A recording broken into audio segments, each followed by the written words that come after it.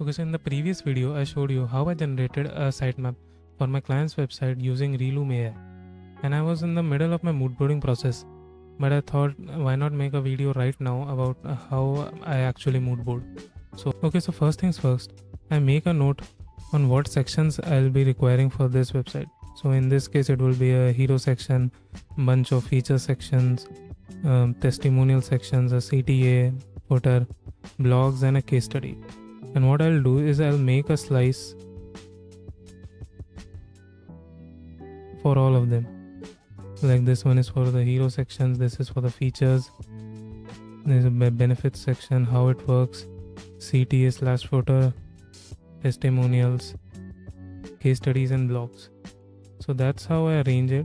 This is incomplete, as I told you. I was in the middle of the process when I started recording this video. And what I typically do is I go to a bunch of these inspiration websites,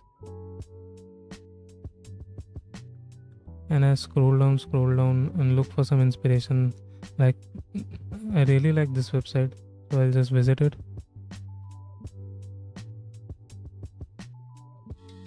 Okay, so it's loading. And okay, so it's for a production company. They are an agency as well, and it's a really cool hero section, great use of typography. And I just roam around the websites, and for example, I like this one and I want to use it for my inspiration. Really cool hover effects as well.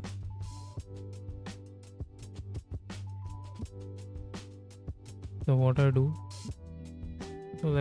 now is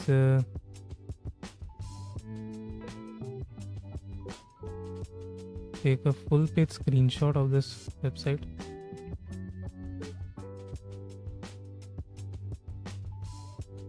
and copy it, then go back to my Figma. For example, I like the hero section, and I'll paste it in the hero section boards. And I typically do one thing as well, is I'll copy the URL of this website, and instead of naming it Event 1, 2 or 3, I typically paste in the URL so that if I have to visit the section for a certain hover effect, like I really like the hover effect that was here, studio services and about us expanding on hover, so that I can revisit anytime I want to have a feel of this website and not just look at this static image. So this is a very simple process on how I moodboard for my client projects, but I guess this is very effective in what I have seen. And the reason I take full page screenshots instead of sections is because imagine I'm designing something for the benefits section, and I don't like any inspiration that I gathered here in the benefits one. So I can typically go around and look at these other boards for inspiration as well. Like, these not have to be limited to hero section only. If I need inspiration for some other areas as well, all of these screenshots can help. So that's why I take full page screenshots and note the URL as well, so that I can revisit and get a feel of it myself.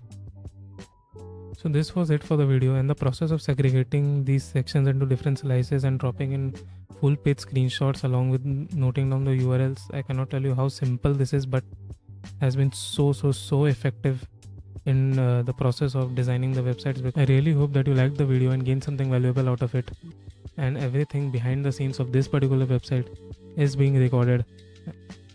So stay tuned for the design and development part. Till then, bye and peace.